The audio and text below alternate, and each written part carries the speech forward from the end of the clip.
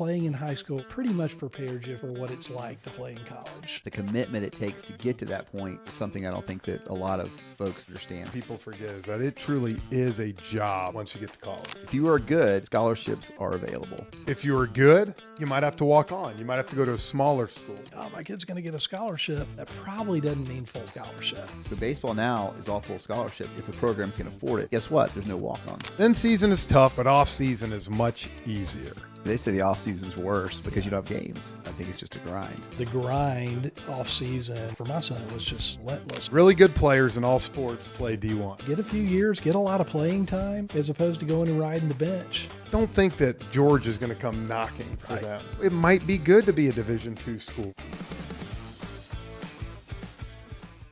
Before we get to the podcast, if you have middle school or high school kids that play sports and you don't want to fundraise like me, we got you covered. My buddy Chris Carneal owns Booster. Chris? We help schools and sports teams raise funds in a super fun and engaging way. In fact, the last 22 years, we've raised $750 million, and we can't wait to help you. Choose booster.com. Welcome back to Pure Athlete. I'm Jeff, along with the two old guys, Brad and Britt. Older than when you first started saying that 2 years ago. Know, we're starting to pack on the years, guys. So we're about a week and a half, 2 weeks out from when it happened, but NBA trades. Luka, what do you got? What do I got? I mean, it could go down as one of the worst all-time trades. It's unbelievable. Unbelievable trade. I mean, your head coach doesn't even know it's happening. Yeah. How ticked off was he? He didn't say he is, but. And then Anthony Davis goes down. Oh, my goodness. It's the perfect storm, but. And LA gets another one. Yeah, no, you're right. I mean, good Lord, you put him with LeBron, man. You Yeah. got a solid thing. But, you still got to stay healthy. Yeah. We'll see. But it was definitely, I think, one of the biggest shock trades we've seen in a long time in any sport. There's something you always want. There's an inside story you want to hear because you're like, why in the world did this happen? Why in the world did the GM get pressure from the owner? Because there's just no rhyme or reason for why this happened. And that's where I'll go, and I'm sure it'll come out at some point. It's got to be the owner. Yeah. Yeah. You don't trade one top 3 players in the NBA, the star of your franchise, without the owner riding off on it. You know, A 25-year-old already Hall of Famer. Yeah. Mark Cuban is wishing he hadn't have sold his share of the team. Yeah, he's probably wanting the team back. Yeah. That was, Or he's glad he did. it was maybe. incredible. Well, I think we got the 3 of us this week, and I think we got a really cool topic. I'll let you kind of introduce it, Brett. Yeah, I think it's a cool topic too, most of our listeners out there, obviously you sports people, when you're in youth sports, you may be just your kid's going to play in high school. That may be the goal for the kid. But a lot of people are thinking about playing college. I mean, they dream of playing college. We just had Cade Klubnik on last week, and he talked about his dream from 3 years old to play in college, not the NFL.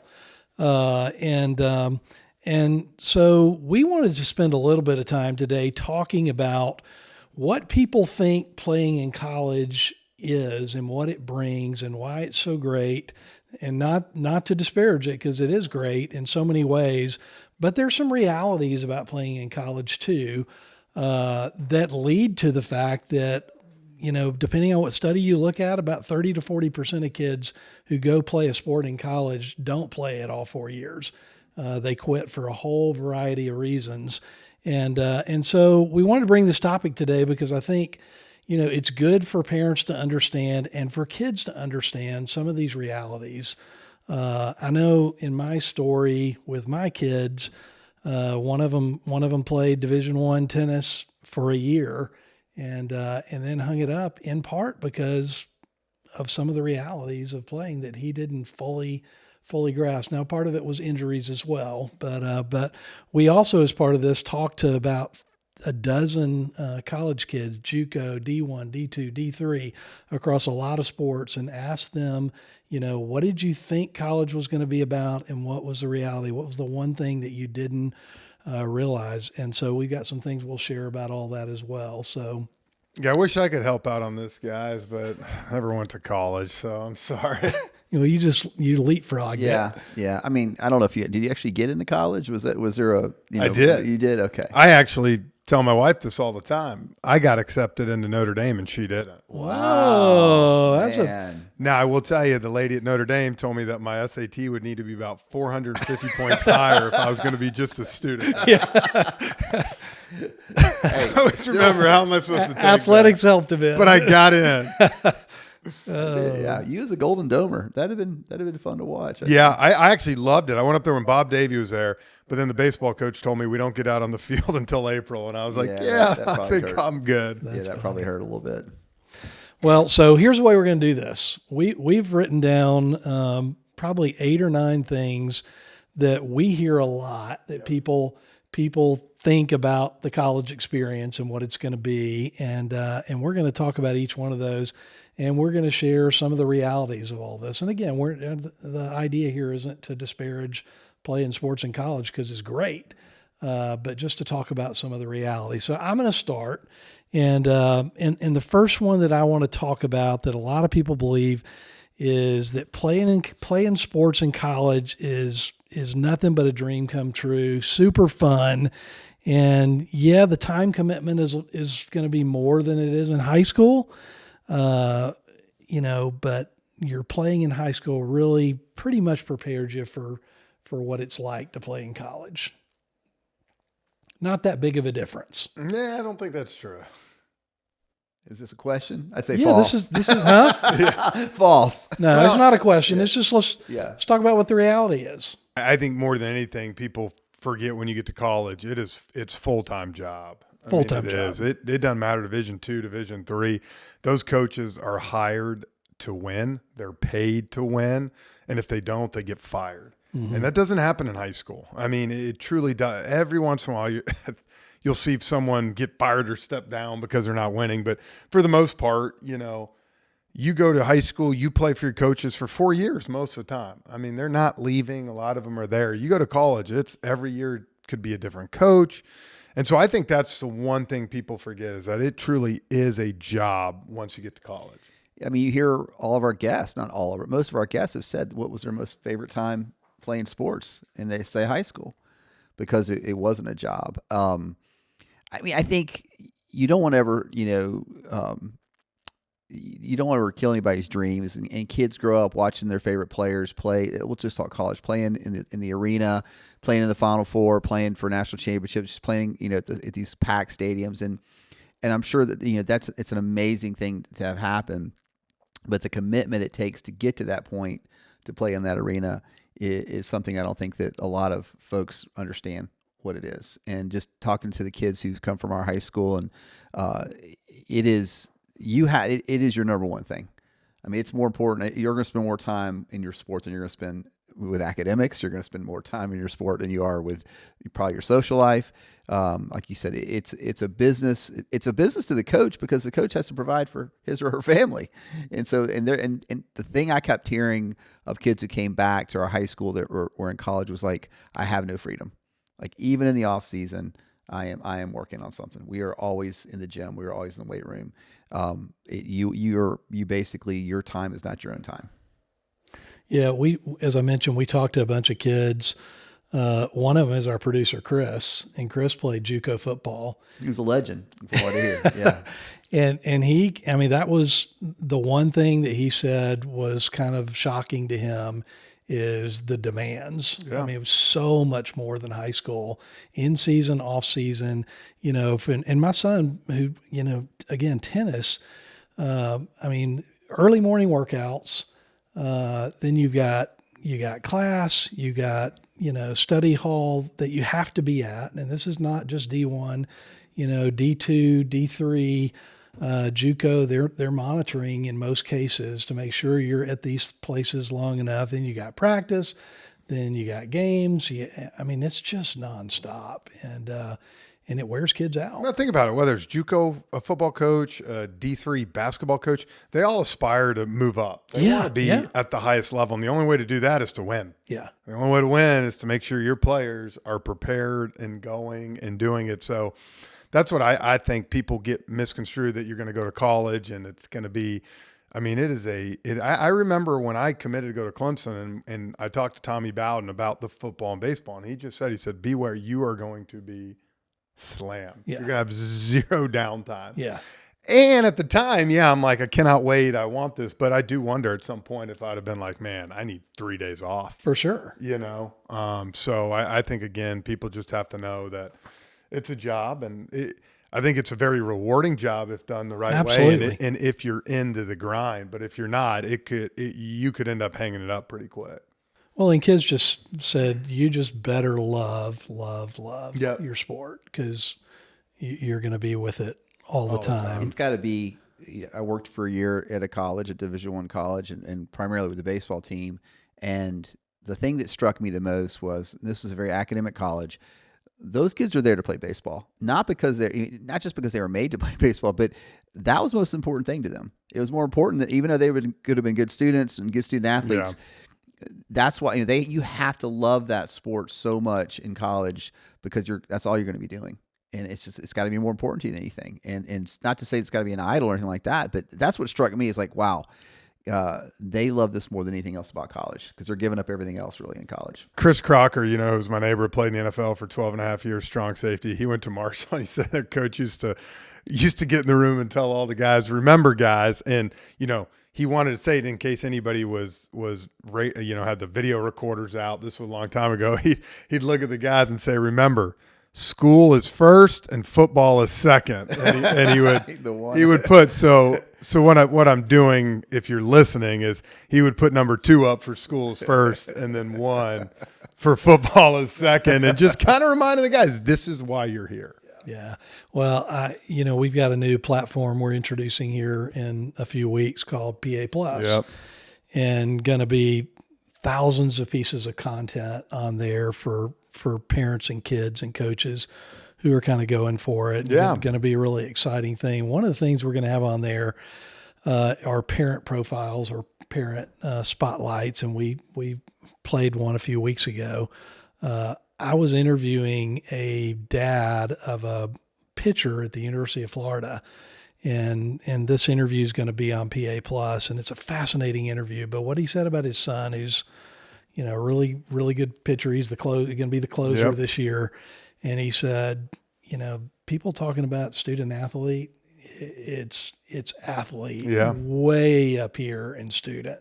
It is. It's changed big time. But you want to know why? The money has changed. Yeah. And there's so much money involved. And when that gets involved, again, like you said, coaches, this is their livelihood. Yeah. At high school, what does a coach make an extra $5-6 grand? Yeah. Like they're teachers first. Yeah. Not in college. Yeah. No matter what level you're at. Yeah. So let's do another one. The belief is in season is tough, but I can take a lighter load, but off season is much easier. And I would say in some ways this is true. The demand, the intensity probably as far as when you're in it during the season is always going to, you're never really going to have as much downtime. But I would say a little bit that's a lie, because it's like, man, when the off season hits, and we had Cade Klubnik talk about it, he's like, I'm with my strength coach every day, 2.5 hours, still getting up at 6 a.m. So I think it can be a little bit of both, but you're still working your butt off. Yeah, from kids I talk to, they say the off season's worse because you don't have games, so you're still putting in. You got nothing fun to look forward to. That's probably a good point. Or actually, Tuesday night basketball game to look forward to, and it's in some ways in season. Yeah, it's probably, I would say, mentally tougher. You're having to deal with the losses. You're having to deal with media or expectations, whatever. But there's breaks, which I think the reason kids go to college is to play in the games. Yeah. And so you get that in the in season, off season. I think it's just a grind. Yeah. And I think, if you're not a football player where, they're playing just on Saturdays and they're playing, 11, 12 times a year, in almost every other sport, you're traveling a lot and you're traveling during the week. And so that aspect makes it harder on schoolwork during the season, but it's easier on a lot of other things. Yeah. The grind off season is just, for my son, it was just like relentless. And he was watching his brother who had decided not to play in college and was at UGA, having fun, enjoying playing intramurals and all this Yeah. kind of stuff. And he's like, what the heck is going on? And that's what we talk about. I think you get to the point you have to love it to want to do it Yeah. past high school. You have Yeah. to really want to do it. And for some kids, it's not there, and for some, it is. I will tell you this from a studying standpoint, though. I think from all these people I've talked to, coaches included, now, I mean, they have tutors at the fingertips of all these kids. They do. So I do think that is a strength that you're going to have extra things that can help your Absolutely. your daughter or son out as they're going through. Well, that. their time is managed. Or they're either taught time management or their time is managed for them. Yeah. And so you're going to be more disciplined in your studies. Yeah, no doubt. No doubt. Do you mean to read the third one? Yeah, that's go for kind it, of what Brandon. we were That's why you're looking at me? at. Number 3, fact or fiction. If you are good, scholarships are available. Let's define good. I think that should be if you are great, Okay. scholarships are available. Yeah.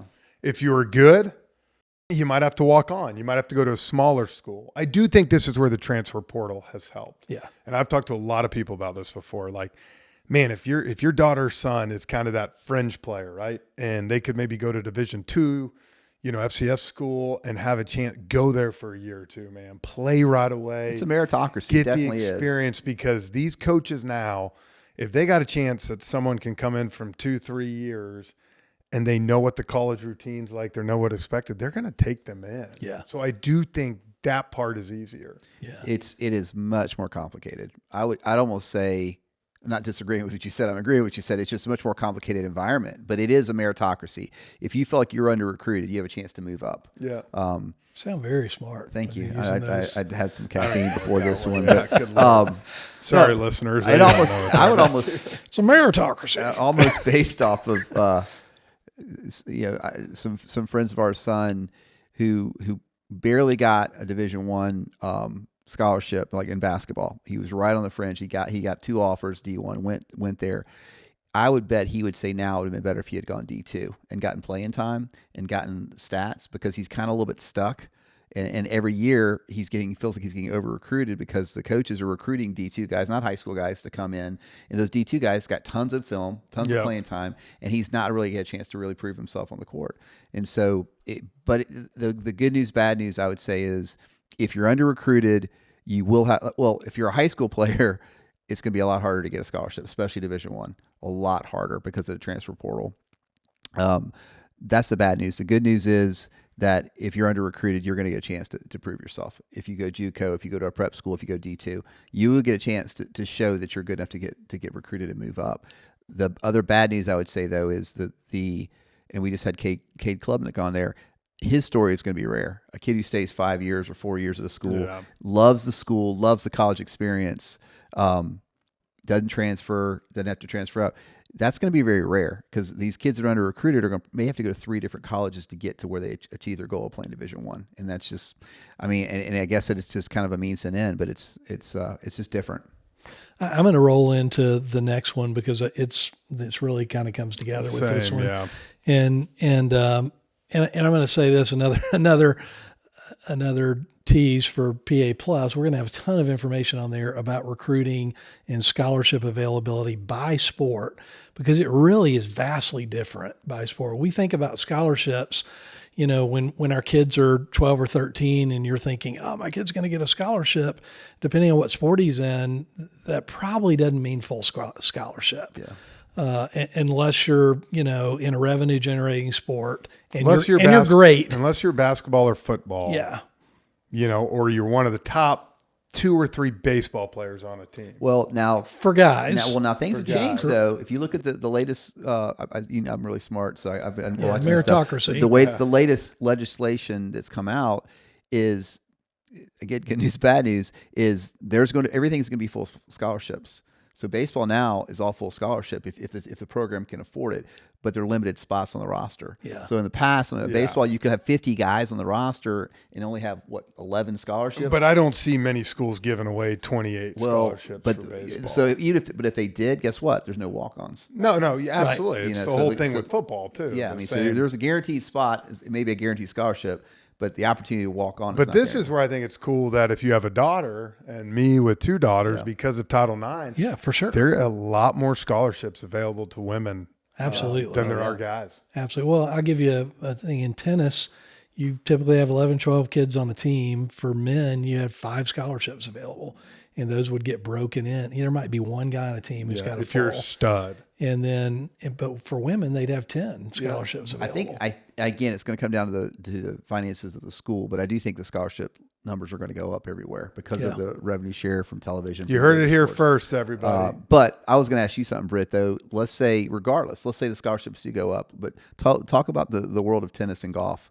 And we just talked to a golf pro, a friend of ours, in terms of where the scholarships are going, where the majority of schacholarships are going. Yeah, these days. well, I mean, that's another thing that I wish I had known when my kids were 13. I'm not saying I'd have done anything different or they would have, but in tennis, and you can get these stats, and again, we'll put them on our website, but like 64% of male tennis players in Division I are internationals. They're not U.S. kids. And tennis is the highest sport for that, but golf is high, soccer's high. I mean, there's Volleyball's getting higher. If you watch the women's volleyball championship, there are a lot of girls from overseas. it's There's crazy. no college sports over there. Yeah. So this is their free education. Exactly, you're right. I mean, so if you're great over there in Europe or wherever or Asia, you're playing professional sports. But if you're not great, but you're really good, you get your school paid for by coming over here. So on my son's team, which he played at Kennesaw State, there were 2 Americans out of 12 kids on the team, and that's normal. I mean, give or take 2 or 3 more, but it's pretty normal in tennis. It's crazy. That percentage is tough. Oh, I want to move on to this one. I love this one. Really good players in all sports play D1. And, I love this one because all you have to do is watch Sunday or Monday Night Football. Yeah. And when the starting 11 come out and say their school, there's going to be 4 names you're like, is that a college? And I think that's what's so cool. I look now, and obviously Wyoming's a D1 school, but that's where, one of the best NFL quarterbacks went to Wyoming. Yeah. You see guys all the time, Jerry Rice. I mean, just numerous guys that didn't go to these big schools. Now, yes, better ones usually are there as far as the majority, but there's still plenty of big-time players at smaller schools. We had Austin Eckler on. Perfect example. Yeah.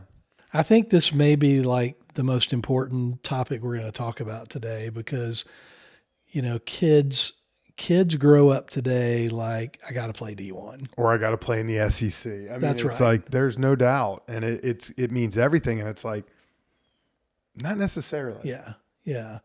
So, the second part of that is if you truly do want to play in the SEC, it may be that you need to go D2 or JUCO or somewhere else. And to your point earlier, whether it be basketball or football or baseball or whatever, develop, get a few years, get a lot of playing time as opposed to going and riding the bench, at some big school and never seeing any playing time. And then they go reach down and they bring people up. And once again, you don't get playing time. Well, I laughed at this year in baseball. Corbin Burns, the best pitcher out there, he went to St. Mary's as a pitcher. Yep. Derek Skubal, who won the Cy Young, he went to University of Seattle. Yeah. I mean, these are schools you never see of in baseball, but I'm saying if you have a chance, I've said for years, Georgia finally had a good year last year, but Georgia Southern was the best baseball school in the state for about a 5-year period. Mm-hmm. They were better than Georgia and Georgia Tech. Yeah. So. And the scouts will find you too. And I think the scouts will find you. And I think with the NIL, things are changing so much that we're seeing that I don't think it's as important anymore to have to go to that top tier school. Well, there's so many kids that used to transfer to the bigger schools before NIL because they thought it was a better shot at getting drafted in the NFL or MLB or whatever. Now they're going to find you wherever you are. With video and social media today, you're not flying under the radar anymore. Is this my turn again? Yep, you're up. If I get my foot in the door to D1 program, I can work my way up into playing position and scholarship. Well, like I talked about, walk-ons it's really, really hard to be a walk-on these days because of the new legislation in terms of scholarship limits and things like that. Do you have to be nowadays you're either great and you're starting on a D1 program or you're not going to have the opportunity. Are you going to have the opportunity to develop at a D1 program? I mean, less so than you have in the past. Let's say it that way. I'd hate to say hard and fast, Yeah. No, but hey, another factor in this, Brad, we talked to a lady last week who has a son, and we won't name the school, but was an SEC quarterback. He committed to a school. He was staying there, developing. The school went out and spent $2 million on a quarterback to come transfer from another school, which he thinks I probably could still play over him, but they're going to play the guy they just gave $2 million Well, they to. gave $2 million to a transfer, and they gave $1 million to a high school 5-star. He wasn't getting any NIL money, and so he was smart to realize who's going to give the best chance of playing. You have to stand out a good Yeah. bit above them to play. Yeah. And I used to always say that, like if it's, 2 kids and one's making $10 million in baseball and the other's not making anything, they're going to play the $10 million so they don't look like idiots, unless that gap is big enough that they have no choice to play you. Yeah. So, and that's where I think it's important. And you hear a lot of college athletes, be very careful where you select your school. Yeah. And I think, I just think too many kids now, and this is probably on the parents more than as the kids, because kids at 17 and 18 are thinking different things. But I think the parents really have to do a good job. Is this a fit for my kid? Yeah. Is it a fit this year? Is it going to be a fit in 2 years for my kid? And I think you have to do a better job as a parent going through that process and looking, is this, and I told you, like the Notre Dame thing, I thought Notre Dame was a cool school when I went up there. And my dad reminded me, you're not going to be outside till April playing baseball. You're going to hate it, but in my mind, all I kept thinking was, Rudy and running out there with the Golden Domers hat on. My dad had to bring me back down to earth and be like, yeah, that ain't happening. And so again, I think as parents, you really have to come beside your kids and say, is this the smartest choice for you? Let's work through this. Yeah, for sure. And I don't think, again, we're just trying to talk about the realities, and you have to decide what is it you value. Like it may be, there are many kids who want to go to a big SEC school and they're okay if they don't play that much. Mm-hmm. They want to be part of that program and so on and so forth. Go for it. Exactly. You get a good education, have a great experience. Tell some stories. There's all kind of folks who do that. And so that's fine. You just need to understand the realities. The dynamics. Yep. The next one I want to talk about is, this is a little bit what we said. If I'm good enough, recruiters are going to find me. And we've said that on here sometimes, or we've had people say, if recruiters, if I'm good enough, they're going to find me. Well, if you're Jeff Rancour good enough, that's probably true. Yeah. But I also, I know what you're saying, but I also think that that's where parents have to have a realistic expectation of, yes, if your kid might be like middle of the road in high school thing, don't think that George is going to come knocking for them. Right. It might be good to be a Division II school, might be good to be something else till you get, I actually heard the Toledo football coach on the other day, and he had a great quote. He said, I don't go recruit the 5-star guys. I'm wasting my time. They're not coming here. And he said, but what I want to do is go find that mid-level guy that I can tell, instead of waiting 2 years at Georgia, come play here for a year. And he said, my hope is once they come here, they love it where they want to stay here. And he said, I'm not stupid. I know some kids are going to come here, play right away, and they're on to the thing. But he's like, that's going to help our program and keep moving us in the direction. So, yes, I know what you're saying. You might, in certain sports, you might have to be more proactive to get your kids sought after. I think we always talk about the top 5%. And I tell folks that if your kid's a top 5%, it's going to be an easy road for them. They're going to get recruited. Everybody's going to come after them based on their speed or their size or whatever. That next 10, 15%, it's really, like you said, you've got to get an honest appraisal from a coach or from an expert to say, look, your kid is probably an FCS kid or your kid's probably a D2 kid. And you've got to listen to that. It doesn't mean that's where they got to stay. And then sometimes, like we heard even Cade Klubnik, who was a 5-star, sometimes the kid has to own their recruiting process. Yeah. If you're not top 5% where everybody's coming after you, focus on, where are 5 or 6 schools that you really think you could play and you want to play, and then really pursue those coaches. Yeah, think about it. He was top 5%, but he said, I know where I want to go, and I'm trying to pursue that place. So I give him a lot of credit. I don't know. I think there's good coaches and bad coaches, and I think there's some great talent evaluators who can find those kids that maybe aren't in the spotlight, but I think those folks are looking at the D1 are looking at the top 5%.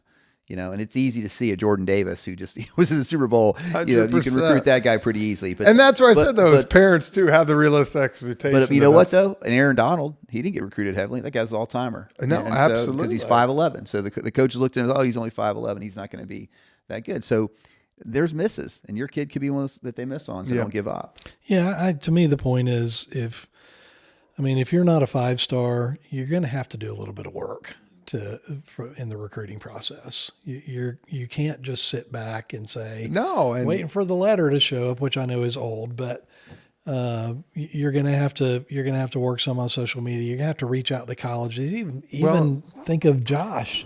Yeah, he said, how many letters did he send out? Yeah, to every coach in every school, just about. Think about this. I mean, you and your family are your best advocate for yourself. So you got to speak out. Sometimes you got to send some letters and say, hey, take a look.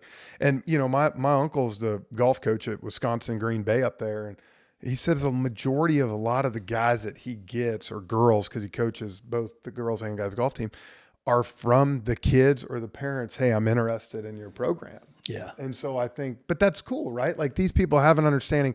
My kid can't probably go play at University of Wisconsin yet, but they could start off here. Yeah. And that's how that gets started. It probably needs, from what I hear from coaches too, it needs to come from the kid. It doesn't need to come from the parent, or Oh, for sure. Well, now it's probably Chat GPT, but it needs to at least sound like it's coming from the kid. Yeah. For Finishing sure. up here, number 8, my coaches are focused on my sport. My schoolwork is on me.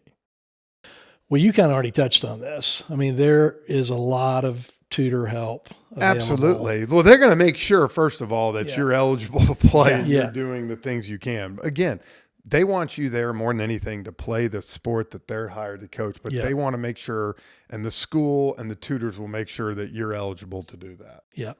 Yep. Another one here, coaches are investing in the development of kids as people. We just heard, again, we keep going back to Cade because we just had him on, and, Dabo is known for that. But there's a lot that is that the reality everywhere? No, that's the minority. You think it's the minority, really? You think that most of the coaches are kind of just more of a transactional type of situation? I do. Yeah. I do, unfortunately. I'm not disagreeing with you. Yeah. No, unfortunately, I just think that's I think between us, I think there's some high school coaches like that. Yeah. I think I see them. You hate it, but they treat other kids one way and they treat the other kids a different way. Yeah. And, you can try to be blind to it or say what up, but that's why I think, again, it's important that you find a school that there's a coach there that your kid has a connection with, and that you as a parent are kind of, I hate to say it, like I remember going through my recruiting process, my dad and mom, and we had 3 or 4 coaches that we met, and my dad was like, I don't like that. And I remember saying, like, I'm dropping my baby off to this person to raise you up, and we got to make sure it's the right coach. The toughest thing, and my dad was a coach, but the toughest thing is that I think the closest relationships, well, of course, it may be a grad assistant or it may be a strength and conditioning coach, but really on the staff, the closest relationship the kid has is with an assistant coach. Yep. And those coaches are usually transitioning out a lot. And so it's really hard to build say, relationship. To say, I really love the guy that was recruiting me, or I love my position coach that was recruiting me, because there's a good chance that guy's not going to be there, during your time there. I just think it's, as a parent and as a kid, it's a hard thing to evaluate. Every coach is going to present like, we care about the kids, but I would just advise people, go find other kids that have been part of the program. Yeah. And ask them what it's really like. Cause I can tell you from experience, it's rough if you have a coach that isn't that invested at all in the kids. So, I think when you look at all these things, and there's a whole lot more we could talk about too, but you look at all these things and we just want folks to know that, all these kids that we talk to, in getting ready for this episode, they all said the biggest thing was the work demand. Social life, can be very limited to athletes and to your team. And some kids love that. They have built-in fraternity or sorority, and other kids are like, I'm only spending time with the people on my team, and I don't have time to do all these other things. So it's pretty real. I mentioned that study at the beginning. What else came out of that study? The 30 to 40% of kids are quitting. They're quitting for three reasons. One, and we haven't talked about this, but youth sports burnout is they've worked so hard for so many years, and by the time they get to college, they're either burnout but they've reached their goal. Or they're close to being burnt and they out. see what other people are doing and having fun, Exactly. and it's like, yeah, I'll go that way. They gave it all up in high school. Yeah, or a lot I ain't of giving it. it up now for another 4 years. Yeah, exactly. The second one is that what you just said, that they're tired of missing out on everything. Yeah. And the third one is they didn't realize it was a job, and it's a job. And that's what I think, I'll finish my piece here, but if your daughter or your son loves it, man, chase it. For Whether sure. it's D1, JUCO, Division II, Division III, don't ever look back and I would rather have a kid go for 2 years or go for a year, play D2 football, and it's like, you know what, this isn't for me. Then at least now you can transfer, you go to school. I feel like you're living with no regret. You're like, hey, I gave it a try. Yep. It wasn't the people I feel bad are the people that go to college and they're just walking around and they might feel that they missed out on an opportunity to go somewhere else and play. And so if you want to keep playing, go play. Yeah. And you can always say, I've had enough. But, if you have that desire, man, get beside your kids and have them chase that dream, because at some point someone's going to take that jersey off them for good. That's true. And if they can sneak out of 2 extra years of doing it and getting an education, I'm all for that.